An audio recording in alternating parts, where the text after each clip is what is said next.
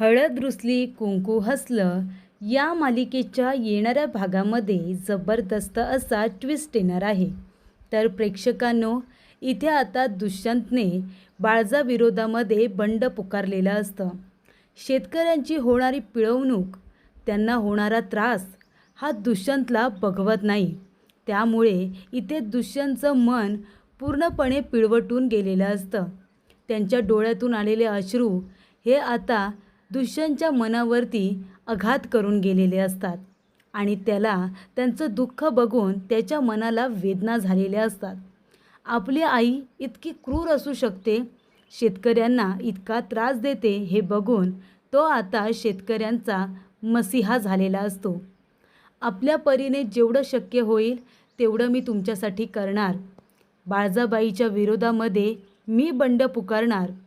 आपण तिला जाब विचारायचा आणि आपल्या मागण्या पूर्ण करून घ्यायच्या, असं आता दुष्यंतने ठरवलेलं असतं. आई असली म्हणून काय झालं, चूक ते चूकच या गोष्टीची जाणीव दुष्यंतला आधीपासूनच असते. पैसा, अडका, संपत्ती ही त्याच्या पायाजवळ लोळण घेत असते. त्याच्या मनामध्ये तिने गावाबद्दल, गावातल्या माणसांबद्दल आणि मातीबद्दल विष पेरले होते, जेणेकरून तो गावाकडे जास्त राहणारच नाही आणि जरी राहिला तरी लोकांमध्ये जास्त इन्व्हॉल्ड होणार नाही, त्यांची दुःख जाणून घेण्याचा प्रयत्न करणार नाही. पण जेव्हापासून दुष्यंतचं लग्न इथे कृष्णाबरोबर झालेलं आहे तेव्हापासून तिने दुष्यंतला प्रत्येक गोष्टीची जाणीव करून दिली. माणसांच्या प्रेमाची, इथल्या मातीची आणि त्याचबरोबर लोकांना होणाऱ्या त्रासाची तिने जाणीव करून दिली आणि त्याच्या हृदयात असलेलं त्याचं ते मन किती इनोसंट आहे त्याला तिने जागृत केलेलं असतं. आणि म्हणूनच घरी आलेले शेतकरी जेव्हा त्याच्यासमोर आपलं रडगाणं गातात, बाळजाबाईकडून होणारी पिळवणूक त्याला सांगतात, तेव्हा तो म्हणतो, काळजी करू नका, मी आता कुठेही जाणार नाही आहे. तुम्हाला सगळ्यांना न्याय मिळवून दिल्याशिवाय मी कुठेही जाणार नाही, असं स्पष्टपणे इथे दुष्यंतने सगळ्यांना सांगितलेलं असतं. आणि त्यानंतर गावातल्या लोकांसाठी तो बाळजाच्या विरोधात उभं राहणार असं सुद्धा सांगितलेलं असतं. त्यामुळे इथे गावातल्या लोकांना बळ मिळतं.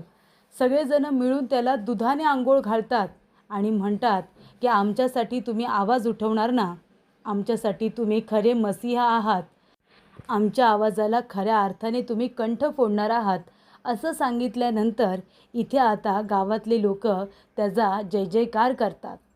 आणि म्हणूनच प्रेक्षकांनो, येणाऱ्या भागामध्ये इथे दुष्यंतने एक महत्त्वाचा निर्णय घेतलेला असतो. बाळजाला जर मात द्यायची असेल तर तिच्याकडे कुठलंही पद असता कामा नये, असं त्याने ठरवलेलं असतं. म्हणूनच निवडणुकीच्या मैदानामध्ये आता स्वतः दुष्यंत उभा राहणार असतो. आणि जेव्हा इथे सरपंच पदासाठी लेडीजची सीट लागलेली आहे हे त्याच्या लक्षात येतं, तेव्हा तो बाळजाच्या विरोधामध्ये असा काही बंड पुकारतो की तिला मिळणारं जे तिकीट आहे ना तेच रद्द होतं. ती स्वतःला भावी सरपंच म्हणून घोषित करून मोकळी झालेली असते. पण इथे आता दुष्यंतच्या ह्या बंडामुळे तिला मिळणारं तिकीट हे रद्द होऊन इथे आता सगळ्यांसमोर दुष्यंतने आपल्या बायकोची म्हणजे कृष्णाची भावी सरपंच म्हणून आता जणू काही घोषणाच केलेली असते. त्याने तिच्या नावाची घोषणा करत भावी सरपंच कृष्णाच होणार असं सगळ्यांसमोर सांगितलेलं असतं आणि आपल्या आईलाच चेतावणी दिलेली असते. त्यामुळे प्रेक्षकांनो, येणाऱ्या भागामध्ये कशा पद्धतीने या गोष्टी पुढे घडत जातात आपण सविस्तरपणे बघूया.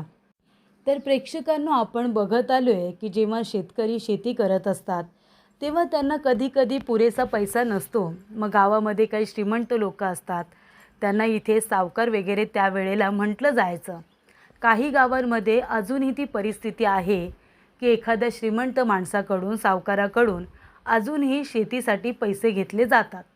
त्याच पद्धतीने लोक बाळजाकडून पैसे घ्यायचे, पण इथे बाळजा प्रामाणिकपणे व्याज घेत नव्हती. ती लोकांकडून चक्री व्याज घेत होती. म्हणजे जास्तीचं व्याज. लोक कष्ट करतात, घाम गाळतात, शेती पिकवतात आणि त्याच्यामधून मिळणारे पैसे हे चक्री व्याजामध्ये जात असतात. बाळजाला त्या विरोधात कुणी जाब विचारला तर ती त्या व्यक्तीला पूर्णपणे मारूनच टाकते, नाहीतर दुबळं बनवते, पाय तोडते, हात तोडते. मग तिच्या विरोधात बोलणाऱ्यांची तोंड ती अशा पद्धतीने बंद करते.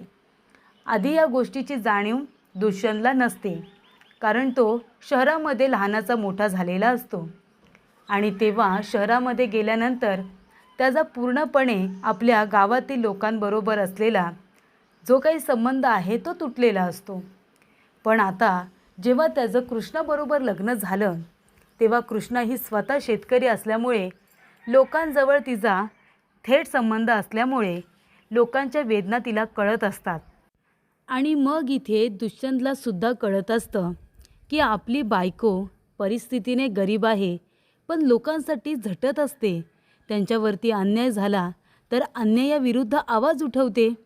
जी गोष्ट एक शिकले सवरलेला मनुष्य करू शकत नाही, ती गोष्ट आपली बायको करते. या गोष्टीचा त्याला भयंकर आनंद असतो. म्हणजे तो बघत आलाय, जेव्हा जेव्हा बाळजा इथे काहीतरी चुकीचा निर्णय घेते, तेव्हा बाळजाच्या विरोधामध्ये सुद्धा तिने आवाज उठवलेला असतो. ती म्हणत आलेली असते की बाळजाबाई, जेव्हा जेव्हा तुम्ही चांगल्या वागलात तेव्हा तेव्हा गावकऱ्यांनी तुम्हाला डोक्यावर घेतलं, पण जर तुम्ही चुकत असाल, गावच्या भल्याचा विचार न करता स्वतःच्या स्वार्थापायी चुकीचा निर्णय घेत असाल, तर मात्र गावकरी खपून घेणार नाही आणि आम्ही तुमच्या विरोधात उभं राहणार. तेव्हापासून दुष्यंत बघत आलाय की कशा पद्धतीने इथे कृष्णा अन्यायाच्या विरोधामध्ये लढत असते. आणि ही गोष्ट त्याच्या तेव्हा समोर येते जेव्हा बाळजाचा खरा चेहरा कृष्णामुळे दुष्यंतच्या समोर आलेला असतो. बाळजाला कृष्णाला त्रास द्यायचा असतो आणि तिला माहिती आहे शेतकऱ्यांवरती अन्याय केला की कृष्णाला त्रास होणार. पण आता तिला ही गोष्ट माहिती नाही आहे की दुष्यंतसुद्धा कृष्णाबरोबर आहे आणि आता शेतकऱ्यांना जर त्रास झाला तर दुष्यंतलासुद्धा त्रास होणार. जेव्हा शेतकरी त्याच्यासमोर रडतात आणि त्याला सांगत असतात की बाळजाबाईंनी आम्हाला कसा त्रास दिला, हातातोंडातला घाससुद्धा काढून घेतला, तेव्हा मात्र त्याच्या इथे हृदयाला जणू काही पाझरच फुटतो आणि त्याला फार रडू येतं. तो इमोशनल झालेला असतो, कारण त्याला लोकांचं दुःख बघवत नाही. एक इमोशनल माणूस जेव्हा दुसऱ्याचं दुःख ऐकतो किंवा त्यांना वेदनेमध्ये बघतो, तेव्हा आपल्याला किती त्रास होतो, त्या पद्धतीने त्रास इथे दुष्यंतला झालेला असतो. आणि तो म्हणतो, काळजी नका करू, तुम्ही एकटे नाही आहात, मी आहे ना तुमच्याबरोबर.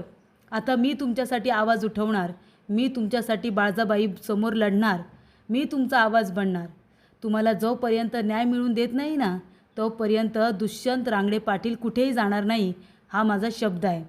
आणि त्यानंतर प्रेक्षकांना ही गोष्ट आढळरावला समजलेली असते.